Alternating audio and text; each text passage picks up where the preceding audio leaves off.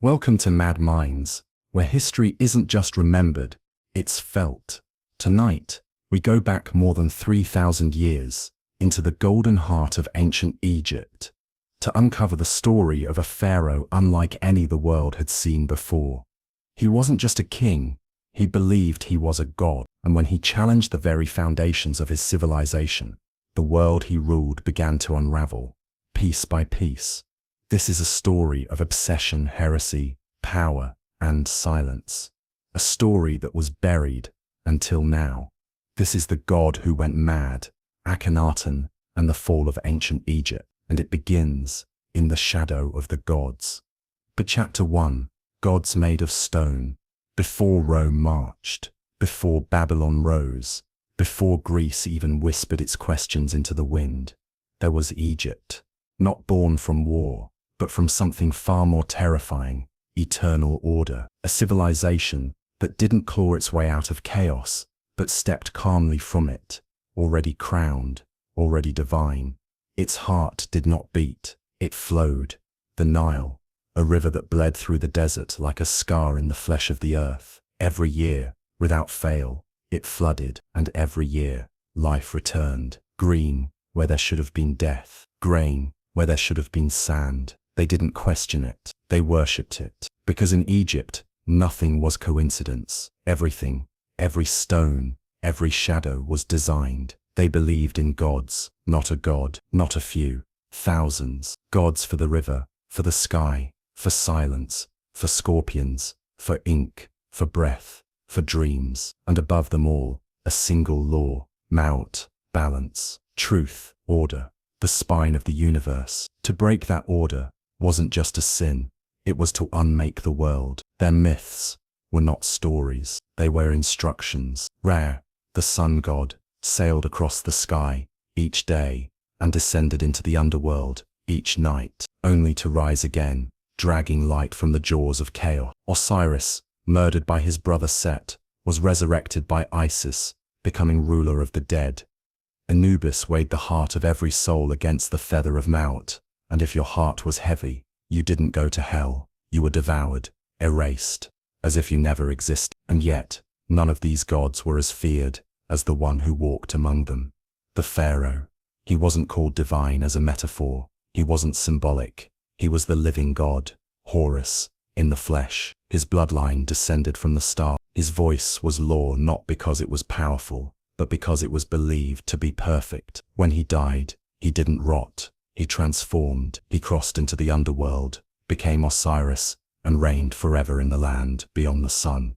But resurrection requires architecture, and so they built. The pyramids were not tombs, they were resurrection machines. Each angle, each brick, each secret chamber, aligned with constellations, timed with the solstice, shaped by spells. These were blueprints for immortality. For 3,000 years, Egypt poured its soul into stone, and the deeper you go into those pyramids, the more you realize this was not about death. This was about control, mummification, embalming, organs sealed in sacred jars, mouths opened so the dead could breathe again. All part of the ritual, all part of the madness. The pharaohs, desperate to preserve their divine blood, married sisters, daughters, sometimes both. The priests guarded secrets with blades and flame, and the people, they obeyed, because obedience meant balance, and balance meant survival. But the deeper a spell is cast, the greater the silence when it breaks.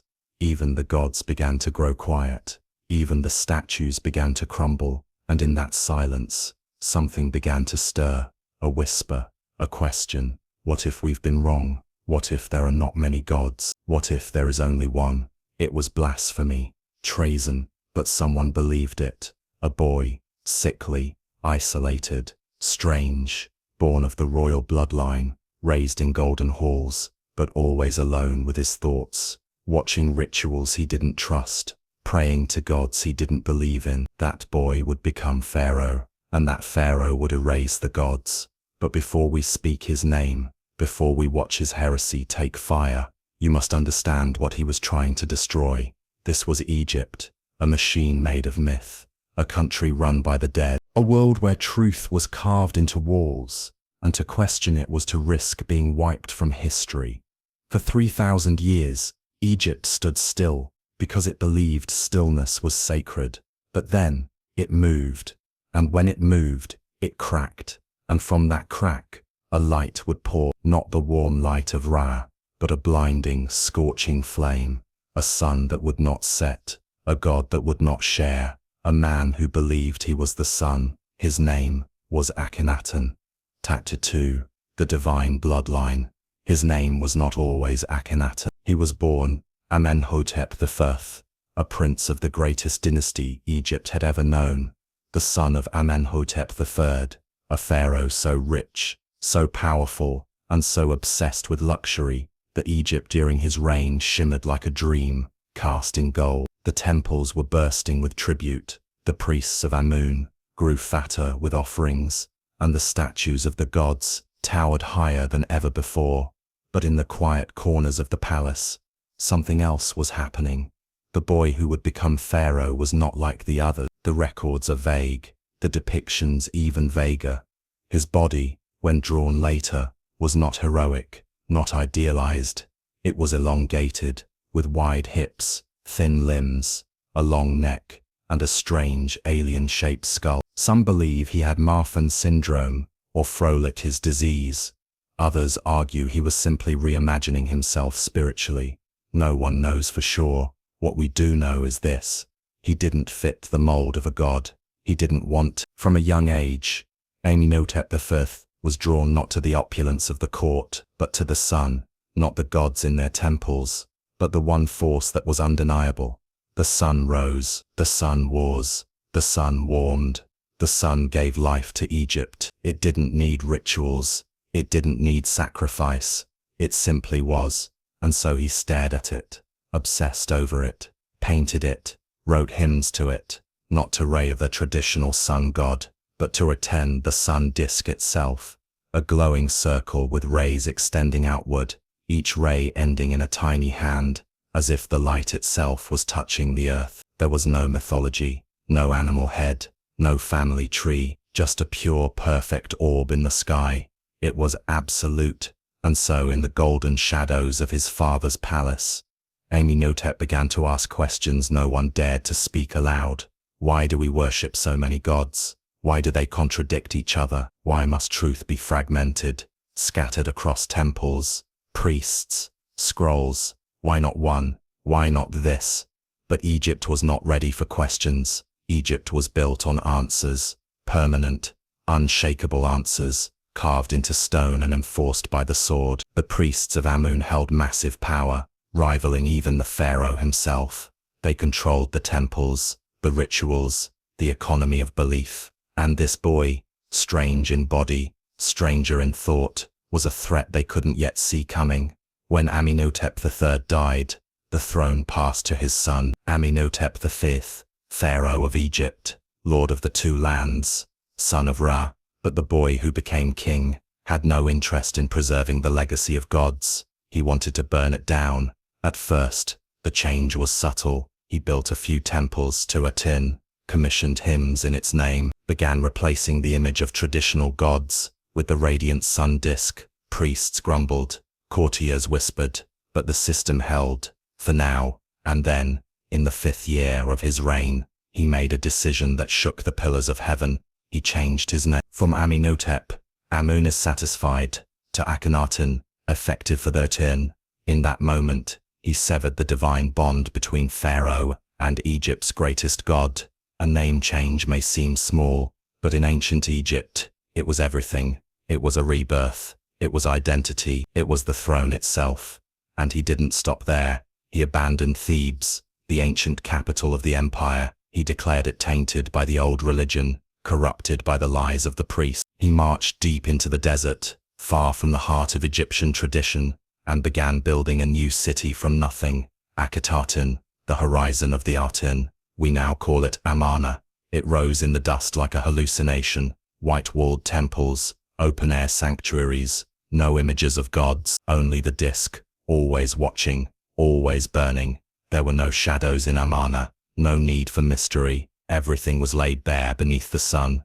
Akhenaten moved the royal court there, surrounded himself with artists, poets, visionaries and loyalists. He rewrote the rules of art, no longer stiff and formal, but loose, fluid, emotional. Scenes of the royal family eating, laughing, even kissing their children, things never shown in Egyptian art, now decorated the walls. The pharaoh appeared thin, soft, and androgynous. His wife Nefertiti was given equal status. Some statues even depict her as a pharaoh. The line between male and female, human and god, king and queen, all blurred under the blinding sun. But beneath this beauty was a rebellion. Akhenaten wasn't just building a city, he was dismantling a world. Temples to Amun were shut down, priests removed, images of other gods erased, names scratched from walls, shrines demolished. He wasn't adding a new god to Egypt, he was declaring all other gods false. It was the first attempt at monotheism in recorded history, but Akhenaten didn't see it as an attempt, he saw it as a revelation. The others were shadows. This was the source. The sun didn't lie, the sun never lied, and yet, not everyone basked in that lie. As Akhenaten's obsession with Aten grew, Egypt began to bend, resources diverted to Amarna, priests stripped of power, generations of tradition thrown into fire, and in the dark corners of abandoned temples, the old gods began to whisper. The people felt it, the soldiers felt it, even the royal court felt it. This was no longer the Egypt they knew, and the pharaoh was no longer a king. He was something else, something radiant, something untouchable, something terrifying. He wasn't ruling as a god, he believed he was the god, and the more he worshipped Aten, the more he began to believe Aten was him. Chapter 3, The Pharaoh Who Erased the God. There had never been a king like Akhenaten, not in Egypt, not anywhere. He was no longer satisfied with temples, no longer content with statues, no longer humbled by the gods. He had spent his early reign building a city. Now he was ready to rebuild the cosmos. In Akhenaten, the horizon of the Aten, the old ways had been buried. No more priests chanting in the dark, no incense curling in temples thick with gods. Here the light poured directly from heaven, pure, blinding, inescapable, and at the center of it all stood one man, thin, elegant, unnatural in form, with high cheekbones, swollen lips, heavy-lidded eyes, and a skull that seemed to stretch beyond human shape. He looked nothing like the pharaohs before him, because he didn't want to look like them. Akhenaten wasn't building a dynasty, he was building a new species. The artwork of the Amarna period tells the story clearly. Gone were the rigid, idealized postures of past kings. Now the pharaoh was shown with an elongated body, soft belly, narrow chest, almost feminine curves. His wife Nefertiti was shown beside him, not beneath. Their daughters, 6 of them, often filled the background, playing, dancing, living. It was human, warm, vulnerable, but it was also strange, too perfect, too curated, almost as if Akhenaten was painting his own mythology in real time. He didn't just depict himself differently, he lived differently. He wore long flowing robes, appeared barefoot before Aten, held ceremonies in open air, under the sun, never inside dark temples. He even composed hymns to Aten himself, poetic praises, calling the sun, the beautiful one, who brings life to all, including the foreign lands, animals, even insects. One such hymn preserved on the walls of a noble's tomb mirrors the tone of Psalm 104, a haunting parallel that some scholars believe may reflect Akhenaten's lasting influence. But behind the beauty, behind the glowing stone and golden rays, a revolution was burning, a dangerous one, because Akhenaten wasn't just worshipping Aten, he was erasing everything else. Temples to Amun, once the most powerful god in Egypt, were defaced, their names scratched off stone walls. Cartouches, those sacred name rings, were obliterated. Nut, Horus, Ta, Thoth, Osiris, all struck from memory. Every god Egypt had known for millennia, wiped clean. The priesthood of Amun, one of the wealthiest institutions in the world, was dismantled. Their lands were seized, their rituals banned, their gods officially illegal. It wasn't enough to create something new. Akhenaten had to destroy the old. This was not just religion, this was total control of reality. The pharaoh began replacing the traditional hieroglyph for God, a seated figure, with a beard, with a simple sun disk. Even the language of the divine was rewritten. In official inscriptions, only Aten remained, and Aten was always depicted the same way, a radiant circle in the sky, with long rays ending in tiny hands, each one reaching down to cradle the royal family. Sometimes the rays offered the Ankh, the symbol of life, but only to Akhenaten and Nefertiti, no one else. The people, the officials, even the elite, were left in shadow. In Akhenaten's Egypt, there was only one God, and only two people who could speak to him, the pharaoh and his queen. But while Akhenaten dreamed in gold and light, the world beyond Amarna began to crack. The empire was shrinking. The Hittites, a rising power to the north, began to challenge Egyptian influence in Syria. Vassal kings sent desperate letters, pleading for military aid. "Send us archers," they wrote. "The enemy is at our gates." But Akhenaten didn't reply. He had no time for foreign policy, no interest in war. He was building a heaven on earth. The outside world could collapse. So long as the sun still rose over Amarna, back home, things weren't better. The temples were closed. The people were confused. The festivals, once vibrant with music, food and joy, had vanished. To the common Egyptian, religion wasn't abstract. It was daily life. A god for baking, a god for childbirth, a god for harvest. These weren't luxuries, they were protection. Without them, people felt exposed. And worse, the sun, Aten, was far. He didn't answer prayers, he didn't comfort, he didn't care. And so, in silence, the people began to pray in secret, whispering the old names at night, carving tiny idols in hidden corners, hoping the old gods were listening, hoping they'd forgive Egypt for forgetting them. Inside the palace, things grew darker. By year 12 of Akhenaten's reign, something changed.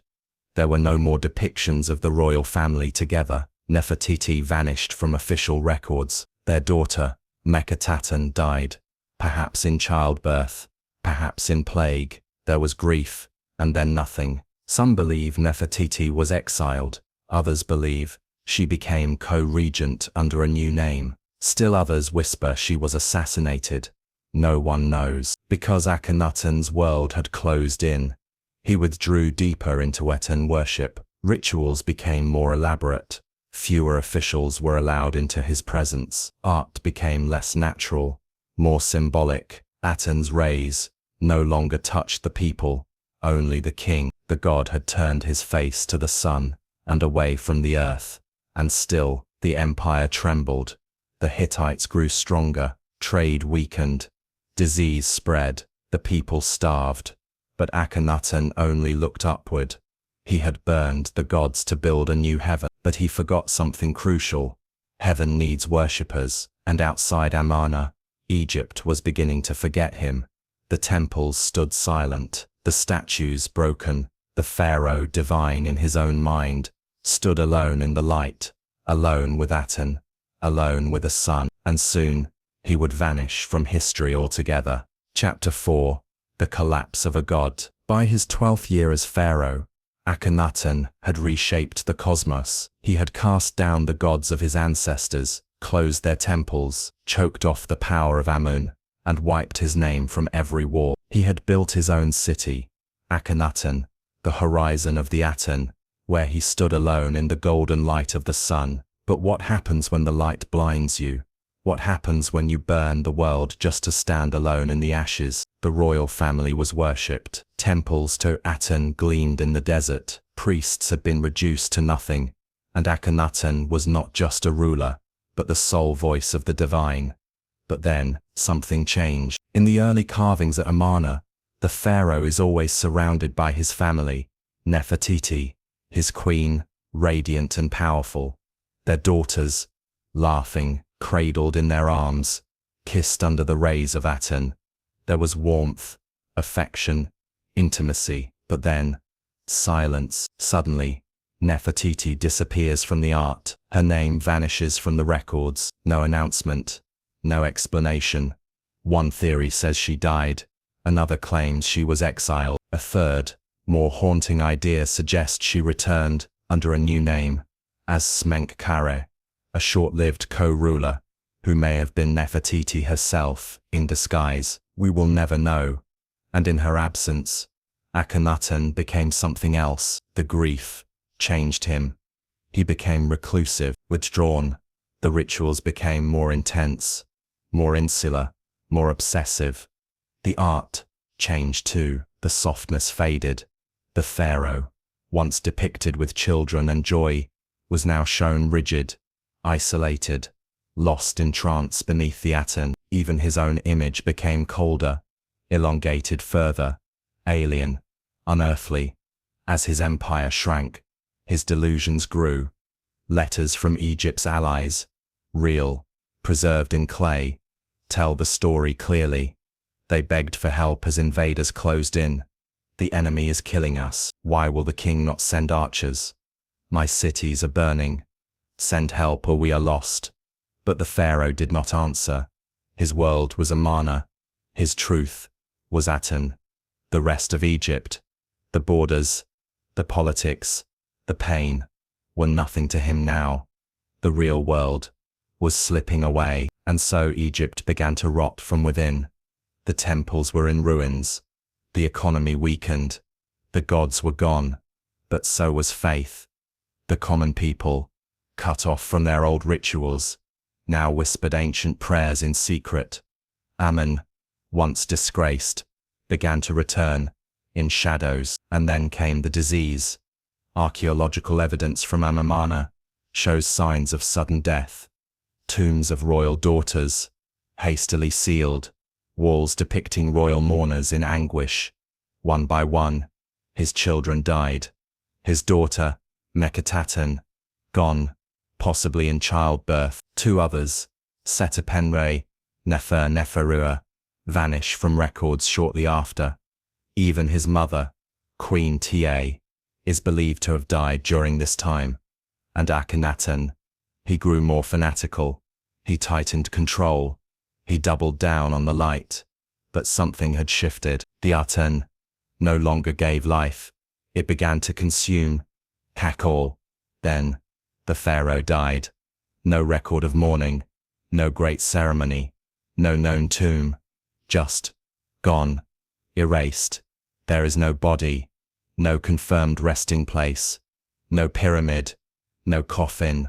No golden mask. For a man who spent his life obsessed with eternity, Akhenaten vanished like a whisper in the wind. Even his city was abandoned. Akhenaten, the radiant capital, was emptied within a generation. The streets left to dust. The temples broken. The sun worship ended. And what did Egypt do next? It didn't just forget him. It erased him. His images were chiseled off stone. His name removed from king lists. His memory cursed and condemned. Temples restored to Amun. The old priesthood revived, and most telling of all, the very next pharaoh was a child, Tutankhaten. But the boy would not keep that name. His advisors changed it. He became Tutankhamun, a clear message to Egypt. The gods have returned. The madness is over. Akhenaten's reign was branded as heresy. Even the name Amarna became taboo. No pharaoh ever ruled from there again. No god was ever placed above the rest. And yet, centuries later, buried deep in the Valley of the Kings, archaeologists found a trace, a shard, a scar, a broken statue of a man, with slanted eyes, a long face, and an unmistakable sun disk hovering above him. The mad king, who tried to remake the world, gone, but not forgotten, erased, but not destroyed, because madness, like memory, always survives the grave. Chapter 5. The boy, who buried the sun. The gods had returned. Aten was dead, his temples dismantled, his city, Akhenaten, abandoned, to the wind and the vultures. The light that had once blazed across Egypt had collapsed into silence, and in the shadow of that silence, a boy was crowned Pharaoh. He was just 9 years old, a child, barely tall enough to reach the throne, now sitting where kings had ruled for centuries.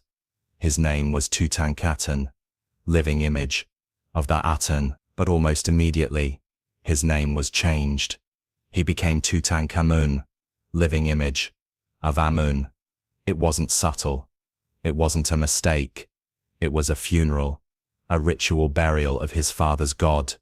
This child was the living rejection of Akhenaten's legacy. Tutankhamun was likely the son of Akhenaten, though even that remains a puzzle, a secret Egypt kept well. DNA testing has confirmed he was born from a royal bloodline, but his mother, known only as the younger lady in tomb KV35, was likely Akhenaten's own sister, making Tutankhamun the product of incest, a tradition practiced in Egypt's divine dynasties to preserve the purity of the throne. But that purity came with a price. The boy king had a clubbed foot, malformed limbs. He suffered from malaria. His bones were brittle. He needed a walking cane, as a child god ruling an empire. And yet, his reign marked a turning point. Tutankhamun's advisors, including the powerful Ai and General Horemheb, moved swiftly to reverse the heresy. The temples of Amun were reopened. The high priests returned. Monuments were built. Inscriptions restored. Old gods welcomed back from exile. The official record was rewritten to pretend Akhenaten had never existed. The boy king did not rebel. He was too young, too sick, too alone. In truth, Tutankhamun was a symbol, not a ruler, a living apology to the gods. And then, just as suddenly as he had appeared, he died, only 10 years into his reign, at the age of 19. The cause, uncertain. Possibly a broken leg, possibly an infection, possibly a mistake. During embalming, the truth was burned with him, because after his death, he vanished from history too. No temples in his name, no great legacy, no recorded achievements. Even his tomb was unmarked. It was too small for a pharaoh, too hastily prepared, hidden beneath another tomb in the Valley of the Kings. Tutankhamun, the boy who buried his father's son, was buried himself, in darkness, and for over 3,000 years, no one spoke his name. Erasure, until 1922, when a British archaeologist named Howard Carter, driven by obsession and whispers, found a hidden staircase beneath the sands. At the bottom, a sealed door, and beyond that, a single word etched in faint ink. Tutankhamun. The tomb was intact. A miracle. Inside, gold, ivory, jewels, chariots, weapons, sandals, food, and 4 miniature coffins for his organs. And at the center, enclosed in nested shrines like a cosmic puzzle box, was his sarcophagus. And within it, the most iconic artifact in Egyptian history, the golden mask of Tutankhamun, eyes like obsidian, lips of eternity, a face both childlike and divine.